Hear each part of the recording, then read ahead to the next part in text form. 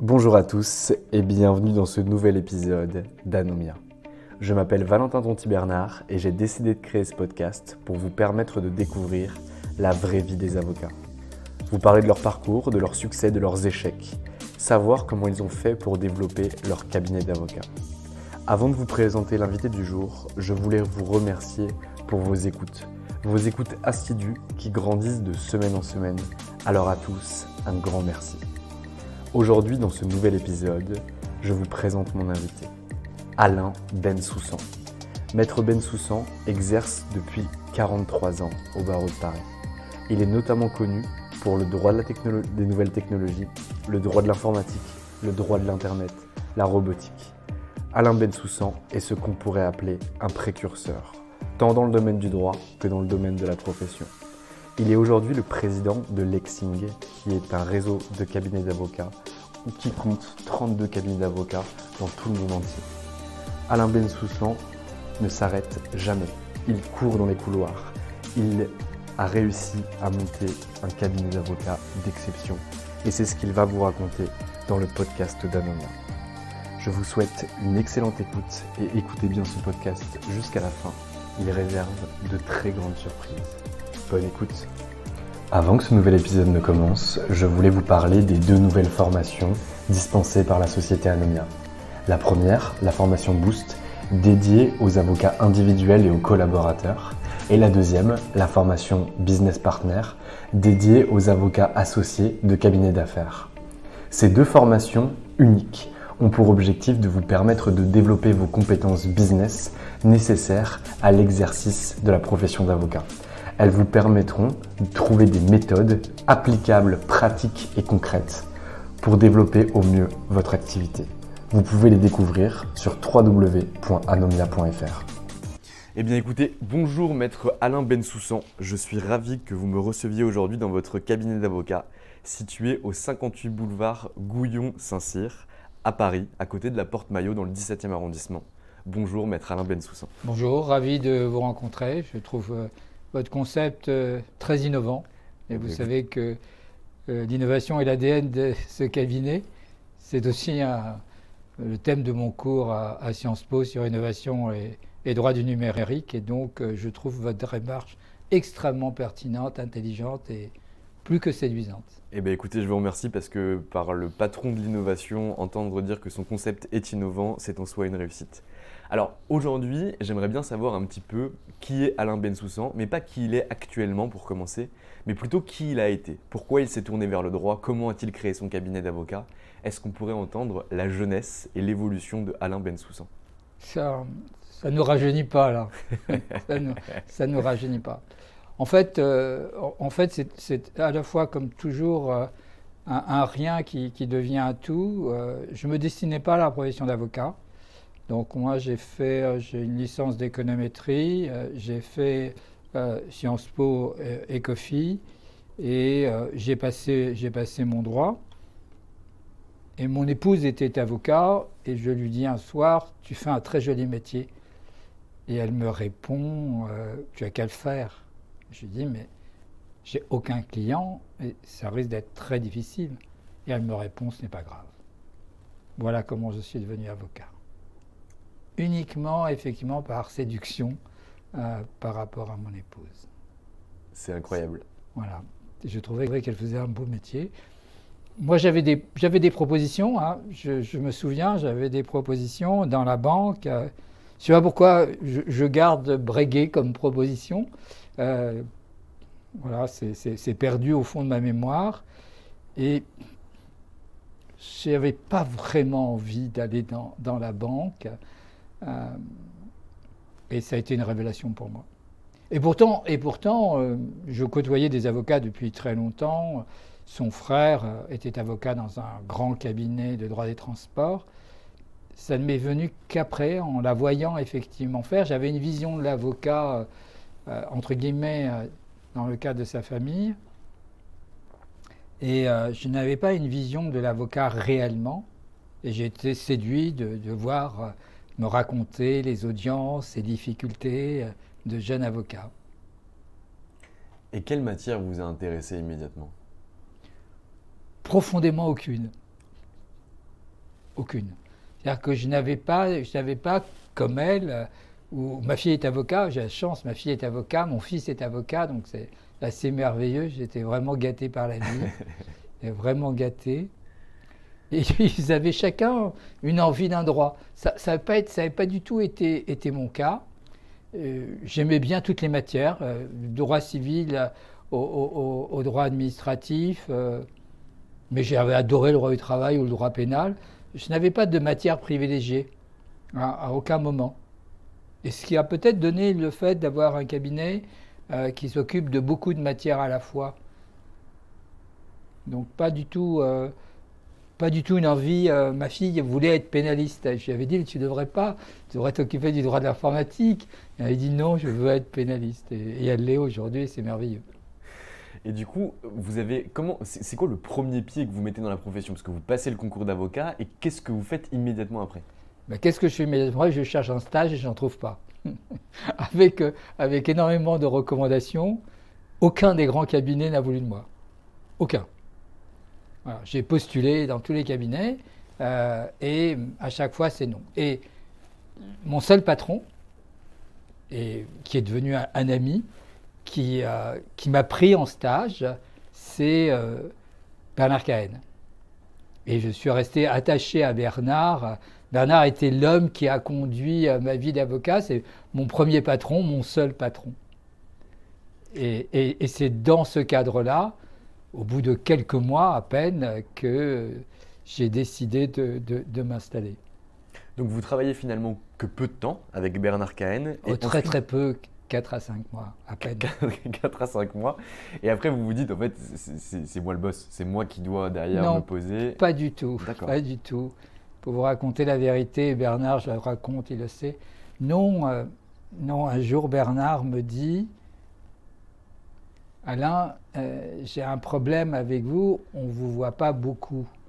Et je lui dis, mais monsieur, très, très respectueux, mais j'ai terminé mon travail et donc je vais donner des cours. Parce qu'il m'a toujours, j'étais au tarif UGA et j'en étais très content. Bernard a été vraiment un patron et nous sommes restés ensemble, hein, on se voit très très souvent. Je suis extrêmement attaché à Bernard Cahen. Et je lui dis, bah, donnez-moi du travail. Et il me dit, mais j'en ai pas plus. J'ai d'autres collaborateurs et vous allez trop vite par rapport aux collaborateurs. Et voilà, et donc à ce moment-là, il m'a dit, vous savez, vous devriez vous installer. J'avais à ce moment-là créé les bases juridiques avec lui du droit de l'informatique et il tenait une rubrique dans la Gazette du Palais qui s'appelait Cahenus, une rubrique de gastronomie. Et c'est une autre de mes rencontres avec Maître Moore. Et il avait dit, ben, ce droit de l'informatique, publiez-le dans la Gazette du Palais. Et donc le premier article signé sur le droit de l'informatique en tant que tel est un article qui est signé Bernard Cahen et Alain Bensoussan. Et après, je suis devenu collaborateur habituel pendant plus de 20 ans à la Gazette du Palais pour rédiger la Gazette du Palais des technologies avancées. C'est incroyable. Voilà l'histoire. Et donc du coup, vous passez 5 mois avec Maître Bernard Cahen. Celui-ci vous dit que finalement il est temps de vous installer parce que vous allez plus vite que les collaborateurs qui sont en présence et il n'a pas plus de travail à vous donner. Et là, vous posez votre plaque. Et est-ce que vous pouvez m'expliquer un petit peu comment ça se passe? Ben, c'est beaucoup d'angoisse. Voilà. Et historiquement, c'est beaucoup d'angoisse. Mais là, je décide, en faisant un peu ce que vous avez fait, c'est-à-dire que j'ai une formation Ecofi. Pas mauvaise formation, Sciences Po Ecofi. Non, c'est plutôt correct. Et donc, et j'avais en tête de créer, de développer le droit de l'informatique, ce qui n'existait pas. Et dans ce cadre-là, donc, je me suis aperçu que je n'aurais pas de clients. Hein. Clairement, je n'aurais pas de clients. J'avais aucun contact. C'était impossible pour moi de développer une clientèle. À l'époque, il n'y avait pas de publicité. Et donc, tout cela serait extrêmement difficile. Et donc je me suis dit que j'avais intérêt à publier un ouvrage sur le droit de l'informatique. Voilà. J'ai toujours pensé, j'ai douté, hein, mais j'ai toujours pensé qu'il y aurait un droit de l'informatique. Et donc, j'ai énormément travaillé sur ce premier livre. Et je l'ai publié, un livre de plus de 500 pages, sauf erreur de ma part. Je ne sais plus combien il a de pages, c'est un gros livre. Et c'est comme ça que c'est parti. Donc finalement, pendant le début de votre installation, pas de clients, vous vous dites que la solution pour créer ce droit de l'informatique, c'est de publier un ouvrage dessus. Et c'est a posteriori que les clients vont commencer à pointer le bout de leur nez. C'est exactement ça. Et jusqu'à aujourd'hui, c'est le modèle du cabinet. C'est-à-dire que c'est toujours la publication scientifique qui apporte la clientèle. En stratégie de premier. C'est-à-dire, toujours, c'est le premier livre. J'ai recommencé avec l'Internet et j'ai recommencé avec les robots. Donc il faut être toujours pionnier sur une matière lorsqu'on utilise cette stratégie. Moi, je pense que si on veut créer une clientèle en stratégie de premier, il faut être le premier. En fait, avec beaucoup de réserves, il m'arrive souvent de dire que je ne vis pas au cabinet en 2020, mais en 2025. C'est-à-dire qu'en fait, je travaille, moi, aujourd'hui, sur quelle serait la demande de droit en 2025. Mon livre sur le droit des robots que j'ai fait avec mon fils, Jérémy Vincent, nous l'avons sorti en 2015. Mais pour pouvoir sortir un livre en 2015, il faut travailler la matière qui n'existe pas. Il y a des choses, bien sûr. Il n'y avait pas de droit des robots en tant que tel. Même il y a encore une discussion aujourd'hui sur le droit des robots, mais ce n'est pas très grave. S'il y a une discussion, c'est qu'il existe. Et c'est en 2010. Mais en 2010, personne ne parlait des robots. Et encore moins d'un droit des robots, qui encore hérisse beaucoup de gens. Et quand je parle de la personnalité robot, je sens bien des énervements. Parfois, d'autres utilisent des mots qui dépassent sûrement leur pensée. Et maintenant, mon nouveau concept, qui est la raison d'être des robots, un robot a décidé d'avoir cette raison d'être, et a une raison d'être. Premier robot mondial avec une raison d'être. Il vient d'être présenté par Jérémy et effectivement par l'entreprise, c'est Buddy. Et Buddy a une raison d'être. Et ils l'ont présenté à la French Tech hier, en direct, au CES. Premier robot avec une raison d'être. Mais pour pouvoir faire ce parcours et publier un livre là de plus de 500 pages, le premier, il y avait une centaine de pages. Si je donne le nombre de pages, c'est pour voir comment il y a eu une explosion du droit entre 5 ans. Mais en 2015, il y avait quelques articles de réflexion qui ne posaient même pas la problématique, à ma connaissance, de la personnalité robot. Je pense être le premier. Mais c'est pareil quand j'ai écrit l'ouvrage sur le droit de l'Internet, et c'est pareil quand j'ai écrit l'ouvrage sur le droit de l'informatique. Et pour écrire un ouvrage, il faut 5 ou 6 ans.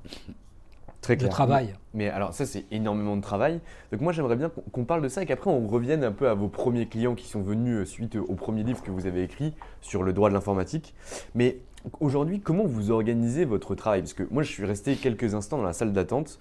Je vous ai vu passer, j'ai vu qu'il y avait une assistante ou une avocate qui vous suivait. Elle marchait en même temps que vous pour passer une salle de réunion. C'est ma fille. Vous avez... Ah, d'accord. Je ne savais pas, excusez-moi. Et donc, je vois qu'il y a, en tout cas, que vous allez extrêmement vite, que vous courez partout. Et comment je cours dans les couloirs, vous avez vu. Comment vous organisez vos journées justement pour avoir un travail de recherche intellectuelle extrêmement prégnant, pour pouvoir publier des ouvrages, les travailler, parce que ça ne sort pas du chapeau, et derrière également traiter vos clients et traiter la gestion globale du cabinet, parce que vous êtes le managing partner du cabinet? Ah non, je ne suis pas le managing partner du cabinet. Non, promis. Alors, donc, je vous offrirai mon livre sur les cabinets avocats. Avec plaisir. Ça, c'est quelque chose qui a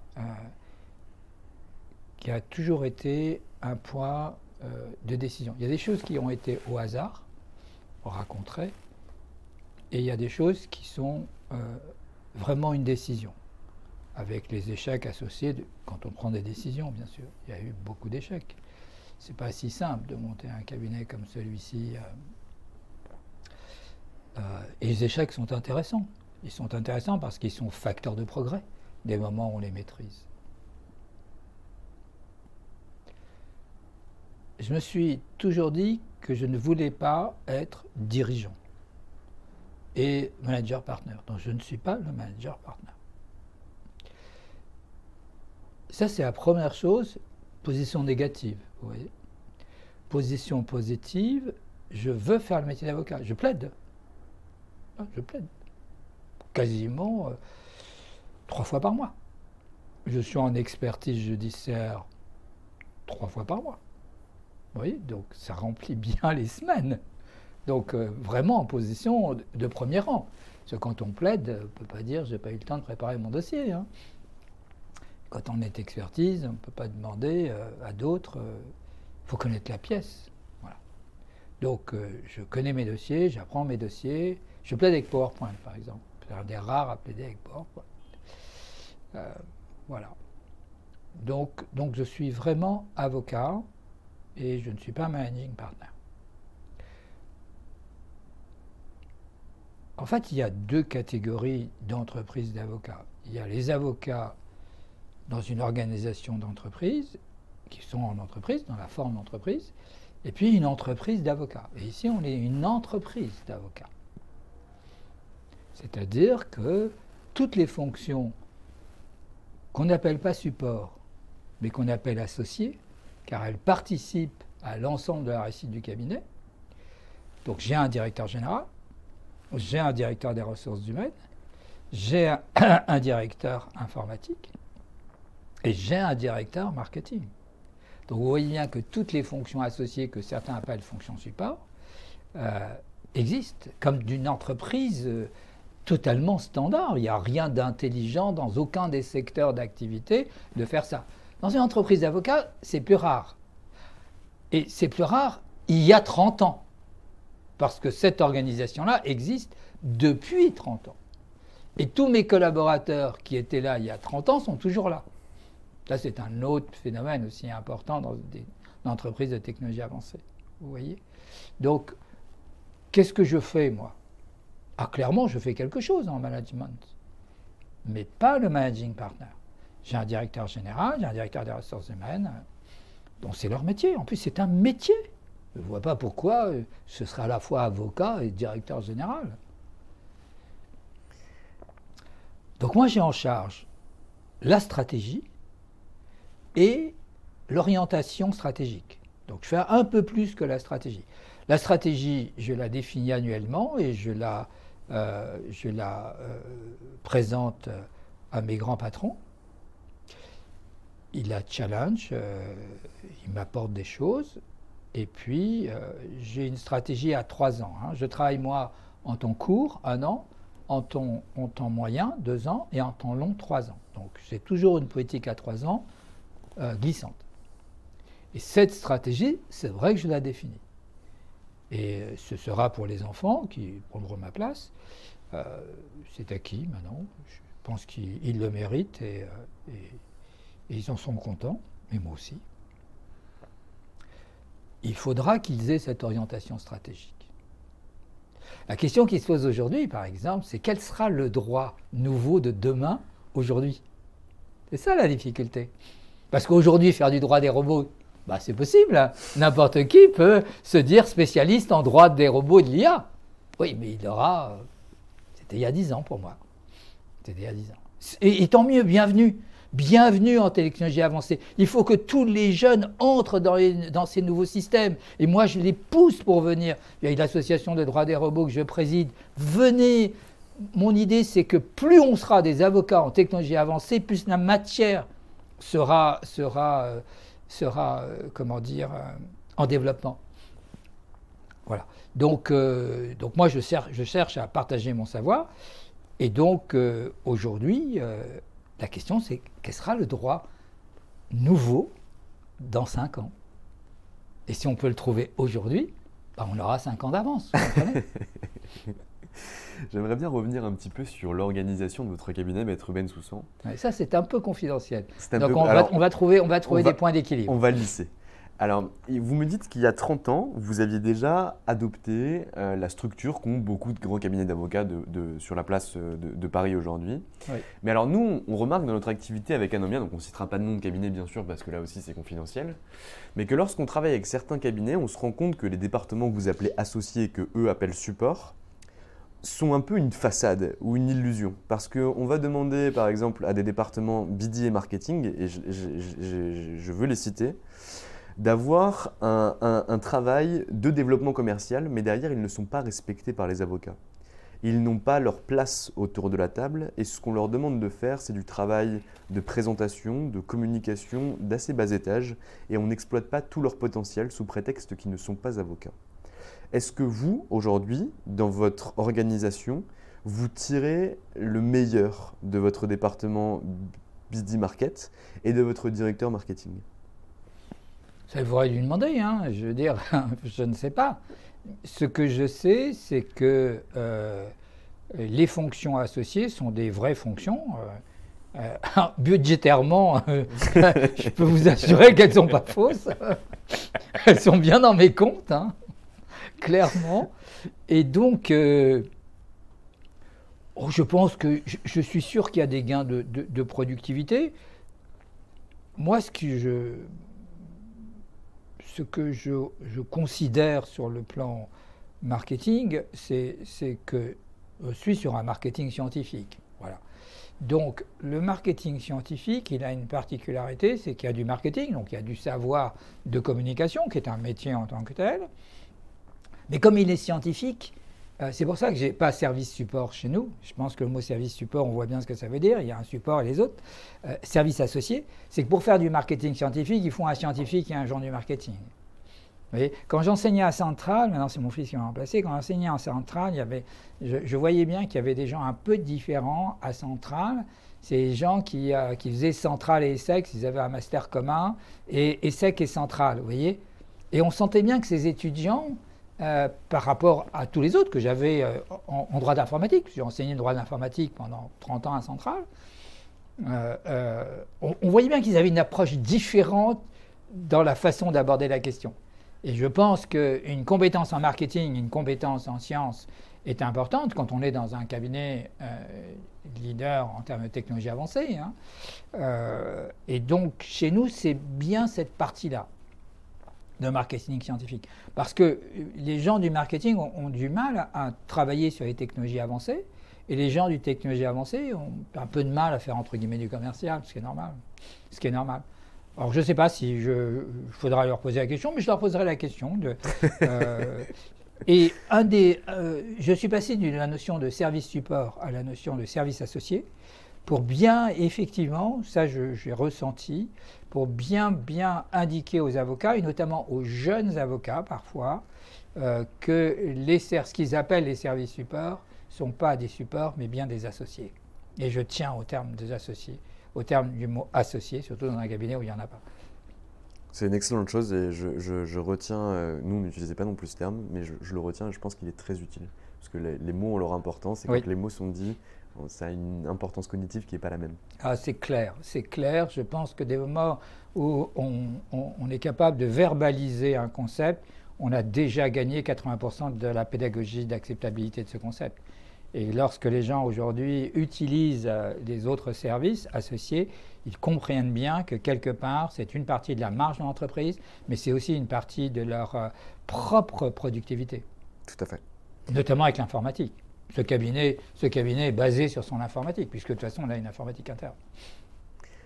J'ai envie de faire un petit bond dans le passé, Maître Bensoussan, parce que donc, vous écrivez… Retour dans le futur. Retour dans le futur, exactement. Il n'y a que eux qui parlent des robots, en fait. Il y a retour vers le futur et c'est tout.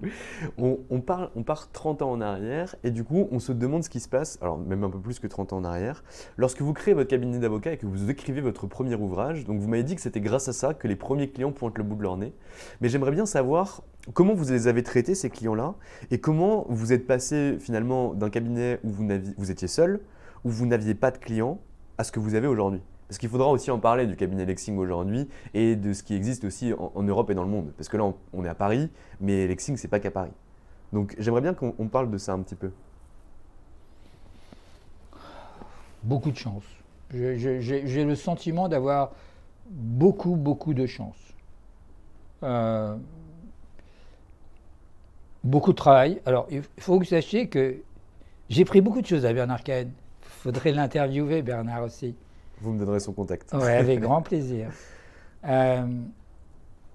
Bernard travaillait samedi matin et travaillait les dimanches après-midi. Et je m'étais dit, moi, quand je serai un avocat, à plein temps, parce qu'à l'époque, vous savez, les avocats stagiaires, c'était pas le même régime. Hein. On n'était pas avocat d'entrée. Il y avait une énorme différence entre avocat stagiaire et avocat. C'est réduit, cette différence. Je m'étais dit, je ne travaillerai pas les samedis et le dimanche quand même. Je ne me laisserai pas piéger par le métier. Lui, il venait le dimanche après-midi, préparer sa semaine, après avoir joué au tennis. Et puis, il recevait le samedi matin. Et je me suis dit, je ne ferai pas ça, moi. Et en fait, toute ma vie, j'ai travaillé tous les samedis et tous les dimanches. Encore aujourd'hui. Voilà. Pour vous dire comment ça s'est passé. Et mes enfants ont dû considérer que ce n'était pas si grave que ça, puisqu'ils ont fait le même métier avec moi. Donc c'est assez joli. J'en parle avec beaucoup de plaisir parce que tu es très gâté par la vie. Voilà, travailler tous les samedis et tous les dimanches pendant 43 ans. Et encore aujourd'hui. C'est impressionnant. Et ça a été quoi un petit peu les étapes au sein de votre carrière? Parce que aujourd'hui, vous avez commencé où d'ailleurs? Vous avez posé votre plaque où? À Paris, rue Victor Hugo. À Paris, rue Victor Hugo, à côté de chez Jean-Michel Darrois. Rue Victor Hugo. Et très vite, je me suis dit que ce modèle n'allait pas marcher. Très très vite. D'abord parce qu'à l'époque c'était obligatoire, vous savez, il y avait une visite des locaux. Et, par l'ordre? Oui, par l'ordre. Alors j'avais un tout petit bureau, mais dans un magnifique immeuble, avec une magnifique entrée, mais qui était trop cher déjà pour moi. Je me suis dit, mais c'est pas possible. Je ne pourrai jamais vivre sérieusement. À l'époque, ce qu'on ne sait pas, c'est que moi j'ai fait la chaîne Casella aussi. Je ne sais pas ce que c'est. C'est de représenter ses confrères devant les tribunaux d'instance. D'accord. Dans le 15e. Voilà. Il n'y avait pas un tout petit honoraire, hein, vous savez, porter les dossiers. Mais il fallait bien vivre. Hein.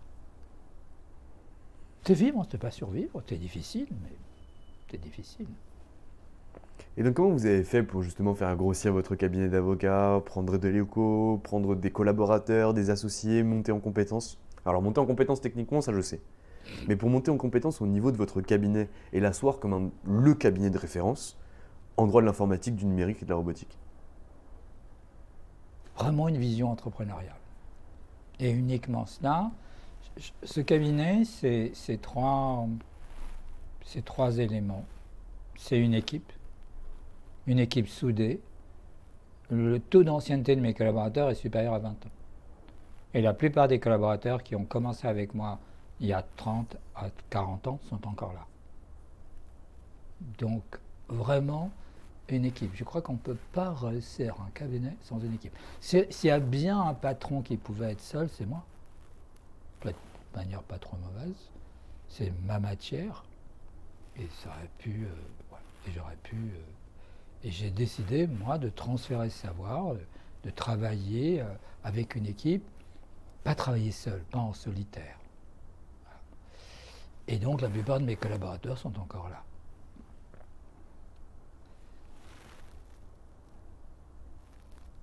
Et tout a été construit, vraiment construit, comme une entreprise avec une vision stratégique, une tactique et une trajectoire. C'est-à-dire que j'ai accumulé, si on regarde la plaquette du cabinet, j'ai commencé par le secteur informatique en droit de l'informatique. Puis après, j'ai fait le secteur télécom qui utilise de l'informatique pour faire du droit des télécoms. Et après, j'ai fait Internet qui utilise l'informatique pour faire le droit de l'Internet. Puis après, j'ai fait le droit des robots qui utilise l'informatique pour faire le droit des robots. C'est-à-dire qu'il y a 4 lignes qui se sont développées. Aujourd'hui, le cabinet, c'est 4 lignes. C'est l'informatique qui continuera pour les 10 ans qui viennent. Donc voilà, l'informatique, elle a existé de 1978 à 2020. Et pour moi, et je dis aux jeunes, venez sur cette ligne-là. Vous n'êtes pas en retard. L'informatique, il y a plein de jeunes, plein de start-up avec la transition numérique et demain la transition intelligente. Mais venez, bon Dieu, quittez les droits classiques qu'il faut avoir. Mais il y a aussi les autres droits. Donc la ligne droit de l'informatique, à mon avis, sera performante pendant encore 10 ans. Je pense qu'il est difficile de faire des prévisions au-delà de 10 ans. En tout cas, moi, je me refuse d'en faire. Le temps avait dit que j'étais un futurologue. Je ne sais pas si je suis un futurologue, mais ce que je suis sûr, c'est que j'essaye d'être un prévisionniste. Et donc, je pense qu'on peut prévoir un certain nombre de choses avec un taux, bien évidemment, d'échec tout à fait légitime à 10 ans, en droit, je parle, et dans les technologies avancées. Je ne parle pas de manière générale.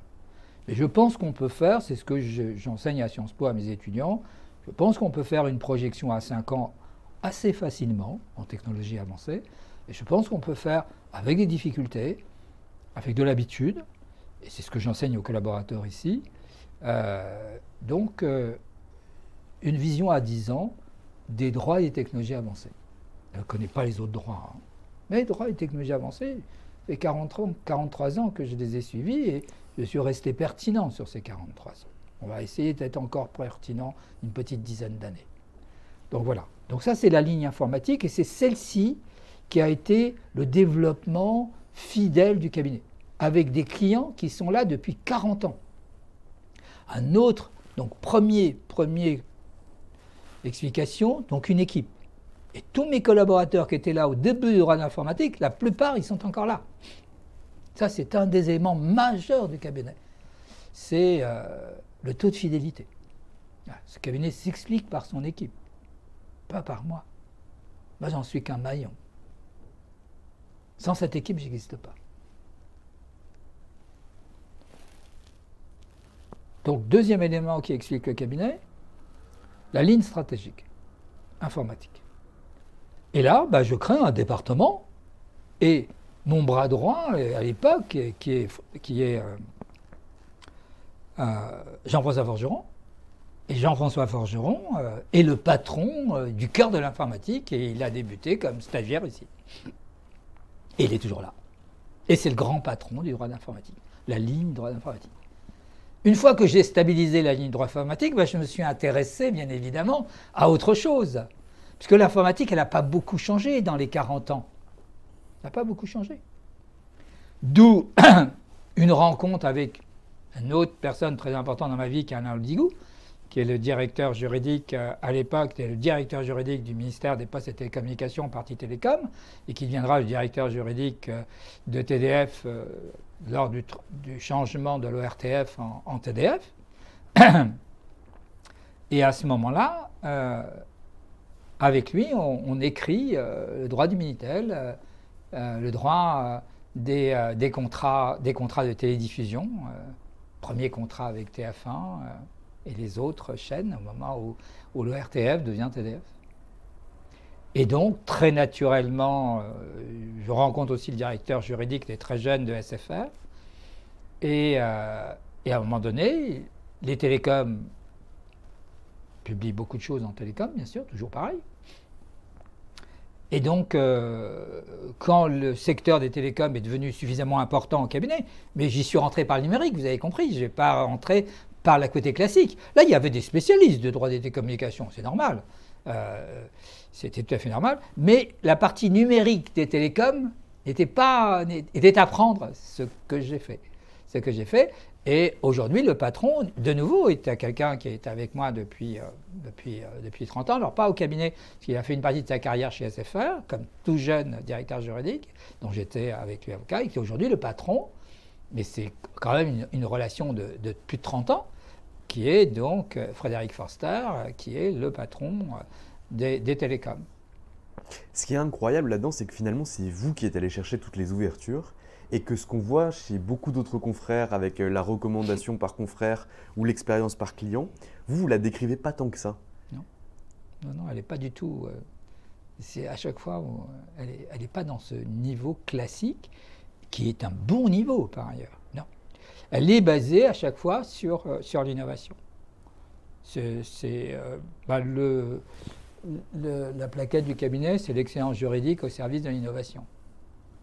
Donc nous n'avons pas beaucoup de clients, mais la plupart de nos clients, Accenture ou SAP par exemple, sont nos grands clients historiques, sont là depuis 40 ans. Donc on a un taux de fidélité de nos clients extrêmement important.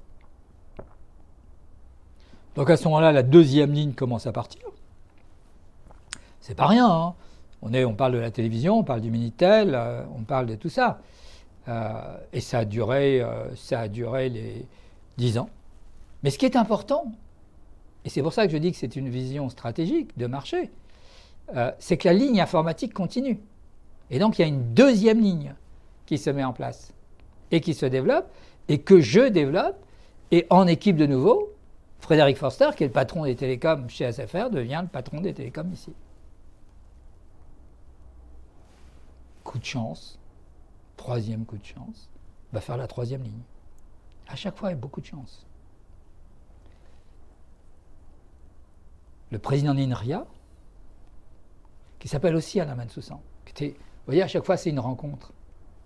Le président d'INRIA, dont j'étais l'avocat, qui s'appelle aussi Alain Bensoussan, ça n'avait rien à voir. Et il me dit, est-ce que vous pouvez aller voir, il y a une petite équipe, on parle d'Internet. Et il y avait M. Babonneau, ITMA, qui créera le livre « Et Dieu créa Internet ». Et je rencontre une petite équipe qui tout de suite m'accueille à bras ouverts et me montre l'Internet.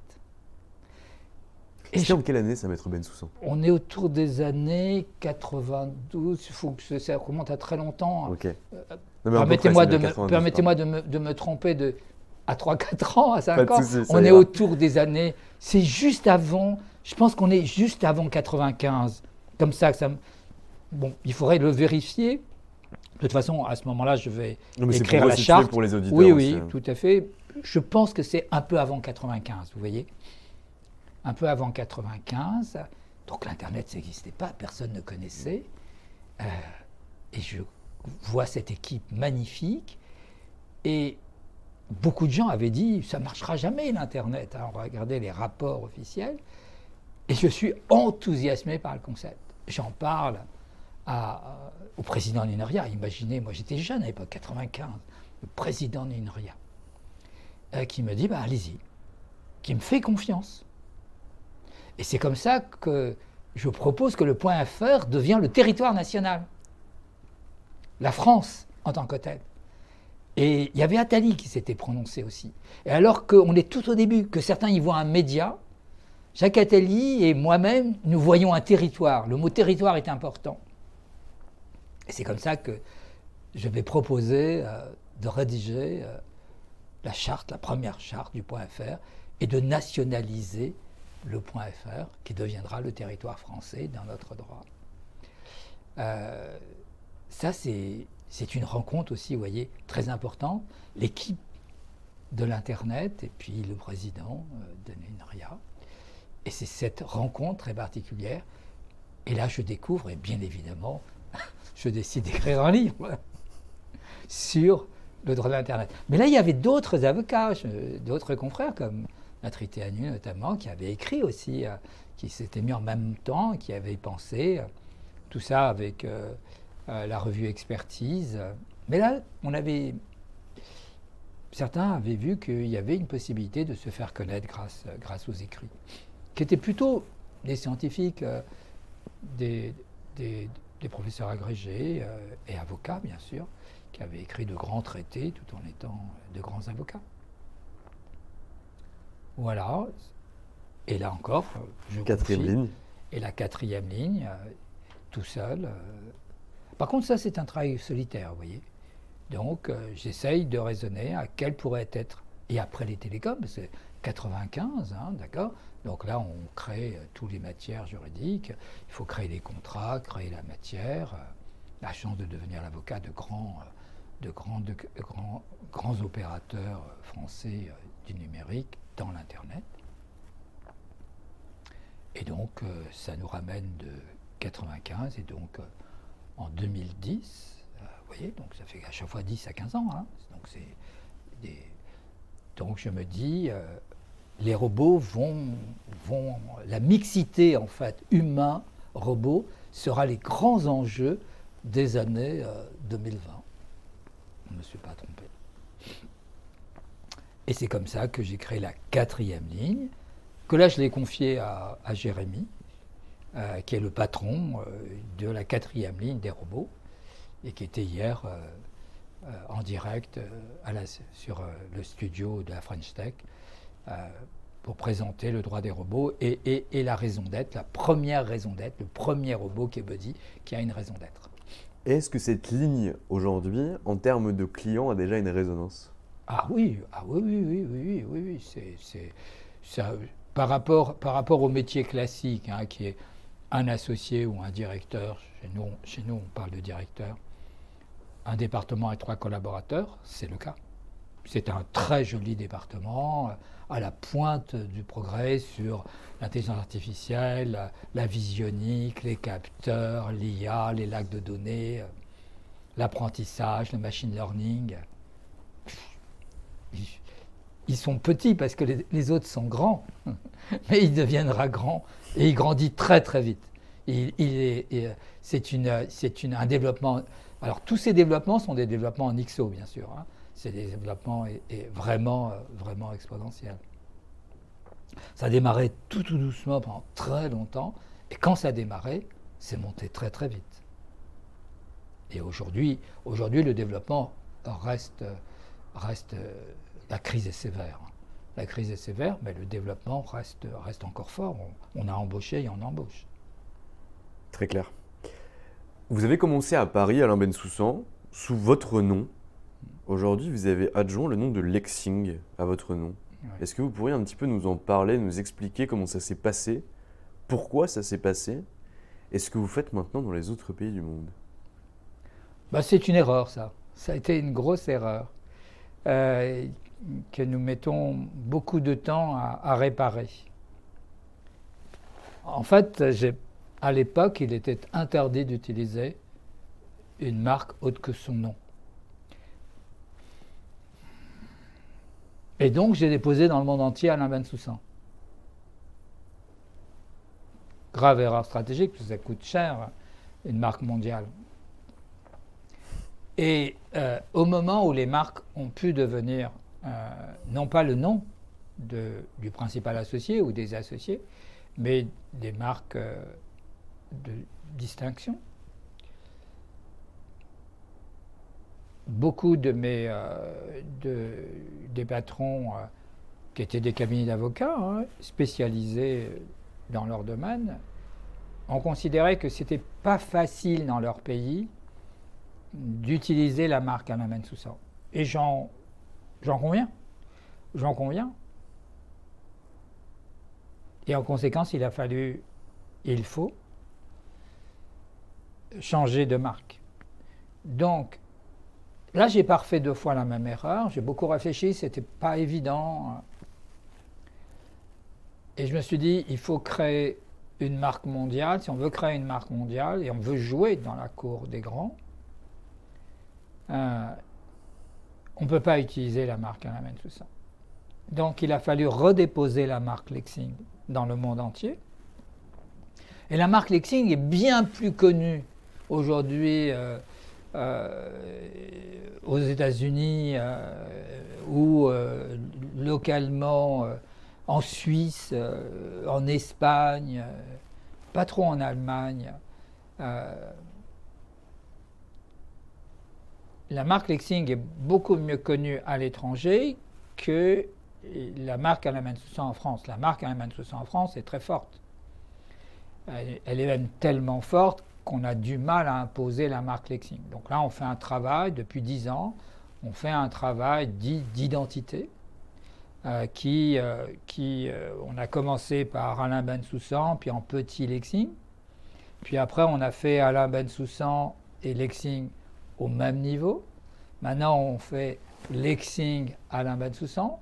Le site s'appelle toujours Alain Bensoussan parce qu'il est un site d'audience puissant, puisque c'est sûrement le premier site d'avocats. Et en tout cas, c'est sûrement le plus ancien sur le net. C'était un peu normal que je crée le premier ou un des premiers sites. Je ne sais pas s'il y en a quelqu'un d'autre avant moi, je ne sais pas. Je n'ai jamais regardé. Mais en tout cas, j'ai créé tout de suite le site. On doit être à la 14e ou 15e version, au sens technologique du terme. Et puis c'est moi qui l'ai programmé. Donc, ça, c'est un point de différenciation. Oui, important, je pense. Parce qu'on n'a pas encore traité le troisième pilier. On a traité les deux piliers. Le troisième pilier, c'est l'informatique. Voilà, et donc la marque Lexing s'est développée. Le réseau international, c'est le premier réseau. Alors c'est le premier réseau, non pas parce qu'il est premier, hein, c'est parce qu'il est le seul. Hein. Donc c'est parce qu'il est le premier quand il est seul. C'est le premier réseau mondial qui se déclare spécialiste en technologie d'avancée et ne faire que ça. Voilà. Vous avez combien de cabinets aujourd'hui? 30. Et on va peut-être avoir l'Estonie. On est en négociation avec l'Estonie. Je tenais à avoir l'Estonie, peut-être. On attend leur réponse. Pourquoi l'Estonie? Parce qu'ils sont très avancés et qu'ils voudraient reconnaître effectivement le droit des robots en termes de personnalité juridique. Malheureusement, je n'arrive pas à l'imposer en France, mais les Estoniens réfléchissent à ça, oui. Bon, ça viendra, je suis sûr que ça viendra. Il y a bien un pays qui va reconnaître le droit des robots. Et en termes de détention, est-ce que c'est uniquement une marque, Lexing, sur les cabinets qui sont à l'étranger, ou est-ce que vous avez une détention capitalistique ou en tout cas exercer une influence sur ces cabinets? Alors, c'est une marque et ce n'est pas une marque. C'est une marque, clairement c'est une marque. Mais ils ne viennent pas pour la marque. Il n'y a pas d'intérêt capitalistique parce que je ne vois pas l'intérêt de l'intérêt capitalistique. Je n'ai jamais vu beaucoup d'intérêt dans ce domaine-là, comme tout le monde sait. À l'époque, c'était pas évident. Tant qu'il n'y aura pas de propriété des clients, avec un fonds de commerce civil, je pense que le goodwill ne vient pas de la propriété, mais de la possession. Et pour un avocat, la possession, c'est la possession du savoir. L'accord, il est en deux parties. Une licence de marque, bien sûr, mais il y a une licence de savoir-faire. C'est-à-dire qu'on a publié, par exemple, un handbook sur le droit des robots dans le monde. 17 pays. Il y avait pas 17 pays, c'est déjà beaucoup, hein, sur le droit des robots. Énorme. C'est énorme. Hein. Personne ne sait, quoi. Alors, on a sorti Mais qu'est-ce qui s'est passé? En fait, dans le cadre de la licence, donc c'est une vraie licence de transfert de savoir-faire. Hein. Là encore, c'est très innovant, ça n'existe pas. Donc, dans la licence transfert de savoir-faire, je leur donne ce qu'on appelle chez nous une ID card, c'est-à-dire le droit des robots en France, avec toute la stratégie des droits des robots, complet. Ils n'ont plus qu'à, ce qui n'est pas rien, mais ils n'ont pas à refaire l'investissement. Qu'est-ce que c'est qu'un robot? Qu'est-ce que c'est qu'un algorithme? Qu'est-ce que c'est le machine learning? Qu'est-ce que c'est l'apprentissage profond? D'accord? Qu'est-ce que c'est que la visionique? Qu'est-ce que c'est les capteurs? Tout ça existe dans la structure de droit. Beaucoup, parce qu'on les choisit aussi pour ça, sont des spécialistes des lignes informatiques numériques. Et si on peut, ils ont fait leurs études en France. Ce qui nous évite de passer par l'anglais pour la compréhension, ce qui n'est pas rien non plus, comme accélérateur de compréhension des technologies et du droit. C'est le cas par exemple du bureau de Shanghai ou du bureau, donc ils sont francophones en moyenne. Même si la langue du réseau est l'anglais quand même, puisqu'ils ne sont pas tous francophones. Donc la moitié sont francophones. Et donc à partir de là, eh bien, ils ont publié dans leur pays le droit des robots en stratégie de premier. Et donc, ils refont les 4 lignes, et refaire, ça ne veut pas dire travail, hein, mais ils n'ont pas le pré-investissement. Et une fois qu'ils ont vu que ça marchait en France, cette matière, alors ils deviennent numéro 1 de leur matière. Et donc, ce qui fait la force, la cohésion du réseau, c'est sa capacité à mettre à disposition un savoir-faire déclinable dans chacun des pays. Et qui l'entretient ce réseau? Est-ce que c'est vous personnellement? Non, c'est jamais moi. Vous avez généraux. compris? Non. Non plus. Non plus. Non, parce que là, c'est un métier d'avocat. Non. Et il y a des réunions chaque mois. Donc, il y a le directeur des opérations du réseau. C'est un gros travail. Hein. C'est un très, très gros travail d'animer un réseau. Non, c'est Frédéric Forster, qui est le vice-président du réseau. Je suis le président non exécutif, comme d'habitude, hein, vous avez compris. Souvent, je dis je ne fais rien dans le cabinet. C'est une boutade. Donc, c'est Frédéric Forster qui est le président exécutif, vice-président exécutif du réseau. Et il y a une réunion, il y a un bureau tous les 15 jours et un bureau élargi tous les mois. Et toutes les actions. Et il y a plusieurs manifestations, dont une très importante, où là, qui est la présence obligatoire, qui est donc un congrès. On fait un congrès, et comme d'habitude, le congrès, il y a une partie scientifique et une partie vision à 3 ans. Et donc, c'est ça l'idée. Donc, moi, je suis le patron du... Qu'est-ce que je fais exactement? Je fais 3 métiers. Je suis le patron, effectivement, du cabinet. Ça prend un peu de temps en temps, quand même. Hein. Mais pas beaucoup. Hein. Ça me prend 1 heure. Ça me prend 1 heure par semaine. Voilà. J'ai 1 heure par semaine avec mon directeur général. Je fais le point, ça me rassure, ce qui va pas. Voilà. C'est tout ce que je fais en management. Je fais qu'1 heure, 1 heure par semaine, de 11h à midi. Oui. Mais par contre, toutes les semaines, régulièrement. Voilà. Et en fait, moi, je suis le patron du laboratoire, je suis avocat, donc le stratège, l'avocat, et le patron du laboratoire recherche et développement. Très clair. Donc du coup, Anomia sera invité au prochain congrès de Lexing. Si vous voulez, avec plaisir. Avec grand plaisir. Réponse clairement oui. Si vous avez entier de me mettre un mail en ce sens, on peut vous faire venir, et je pense que vous pourrez faire plein de contacts. On fait venir beaucoup de personnalités, mais on peut aussi vous présenter à tous nos clients. On a une salle, vous avez vu, de 100 personnes. On peut vous présenter, on peut inviter aussi tous les confrères qui m'aiment bien, et de vous présenter, oui. Je trouve que votre CA... Non, vous êtes innovant, et je veux dire, quelque part, on est très fiers d'être à vos côtés. Donc, oui, la réponse est clairement oui. Eh bien, écoutez, ça me touche énormément. Clairement oui. Et alors, j'aimerais bien discuter avec vous d'un point qu'on avait évoqué lors de notre première rencontre. Je ne sais pas si vous vous en souvenez. Vous allez me dire. Vous avez On avait évoqué tellement de points que je pense, et je crois avoir une très bonne mémoire. Vous avez été mandaté, alors je ne sais plus par quel barreau, est-ce que c'était par le CNB ou je ne sais pas, en 2007 je crois. On vous a demandé, Maître Bensoussan, pourriez-vous nous dire ce que sera le métier d'avocat en 2017? Ah oui, c'est ça, oui. Oui, ça je me souviens, oui, c'est important dans ma vie, ça, oui. Et ça, c'est quelque chose de très important. C'est le barreau de Lille, oui. Le barreau de Lille.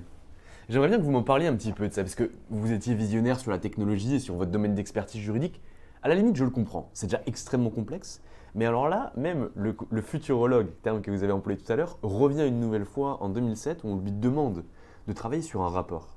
Mais travailler sur un rapport sur le futur de la profession d'avocat, c'est intéressant. C'était pas un rapport. D'accord. C'était une présentation, c'était une conférence devant le barreau de Lille.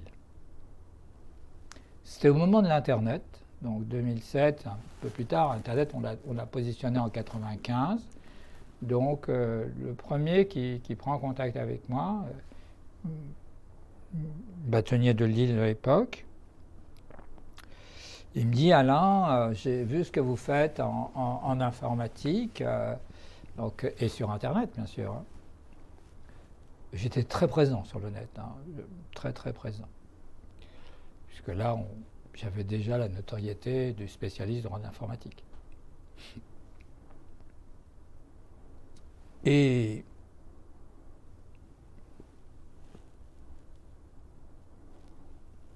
dans cette façon de travailler, il me dit je sais que tu ne veux pas parler de ton cabinet, je ne suis pas sûr que ton cabinet soit déclinable, mais bon, il se passe quand même quelque chose. Hein. Manifestement, tu es là. Et à l'époque, les gens ne voyaient pas très bien pourquoi j'étais là. Voilà, donc le barreau de Lille me demande de faire une conférence sur l'avenir de l'avocat. Et je trouve ça, je ne me suis jamais penché. J'avais écrit ce livre sur la gestion des cabinets d'avocats. Et parce que ça me paraissait intéressant d'écrire un livre sur le management des cabinets d'avocats. Et j'avais jamais fait de la prévision. Et il me demande de faire l'avocat dans 10 ans. Donc je fais l'avocat 2007-2017. Et après, ça a été devenu une habitude. Donc différentes organisations m'ont demandé, ou des écoles aussi, les écoles de commerce m'ont demandé, je viens de le faire il y a très peu de temps, sur l'avocat ou le juriste, mais souvent c'est que l'avocat, mais parfois on me demande aussi le juriste, ce qui est le juriste 2.0, c'était évident, hein, que l'avocat 2.0, et puis les deux métiers sont très proches, hein, très très proches. Ils vont fusionner d'ici peu de temps, je pense. Et donc je fais ça depuis 2007. Ce qui me permet de voir, de mesurer donc, la qualité de mes prévisions et surtout la qualité de mes erreurs. Mais comme je dis souvent, une erreur, c'est souvent une réussite dans une prévision future. Car il faut savoir revoir ses erreurs, débriefer sur ses erreurs, comprendre pourquoi on a fait cette erreur.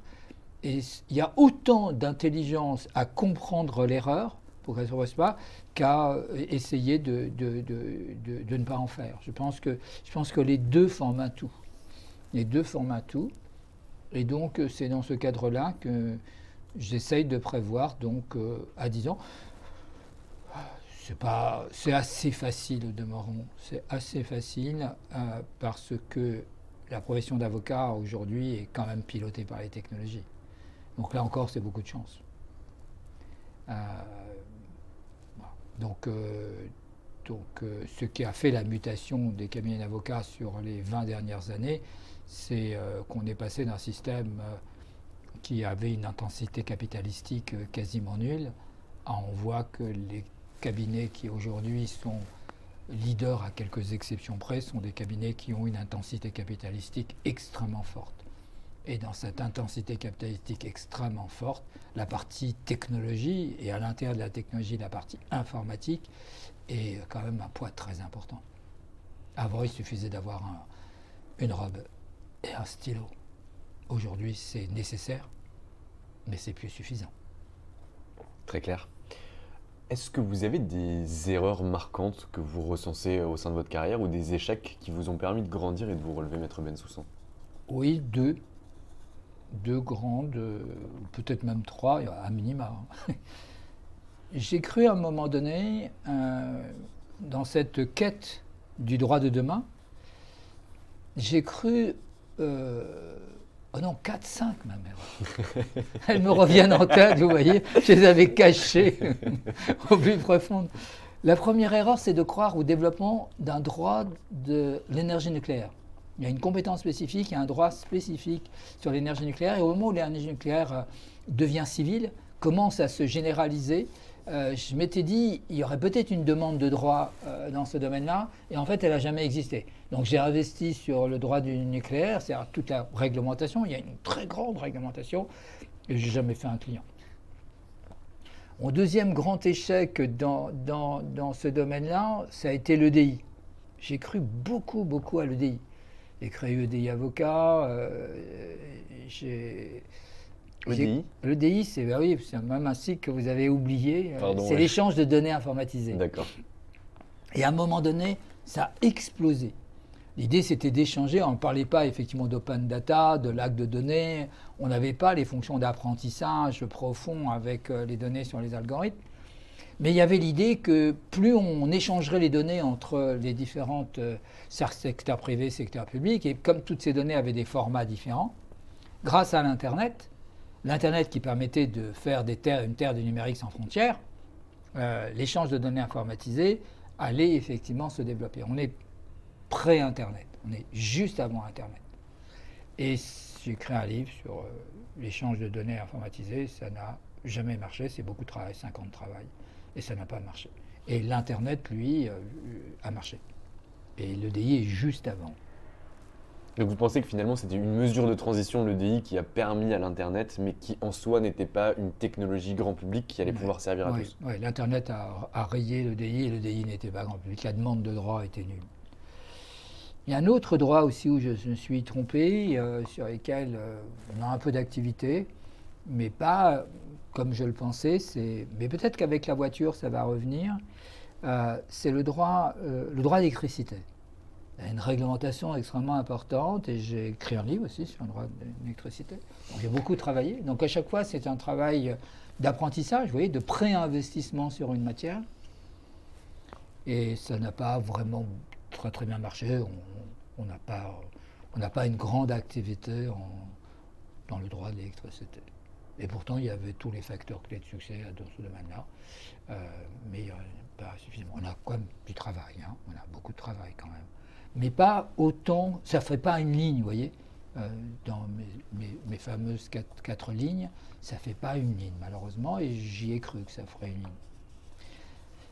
Là où c'est un demi-échec, c'est sur l'IA. J'étais là, moi, au début de l'IA. Et je ne l'ai pas loupé au début de l'IA. Vous savez, l'IA a pris un essor énorme. À un moment donné, Yann Lequin en parle. Et puis on a parlé de l'hiver de l'IA. Et effectivement, j'étais là au printemps de l'IA et j'ai vécu l'hiver de l'IA. Et c'est peut-être ça aussi que je suis parti si vite. Encore que l'IA et la robotique, c'est quand même c'est proche et c'est pas la même chose. Voilà, donc voilà des échecs. Il suffit pas de voir une technologie pour qu'elle fasse une demande de droit. Et il ne suffit pas de la maîtriser pour attirer les clients, vous voyez.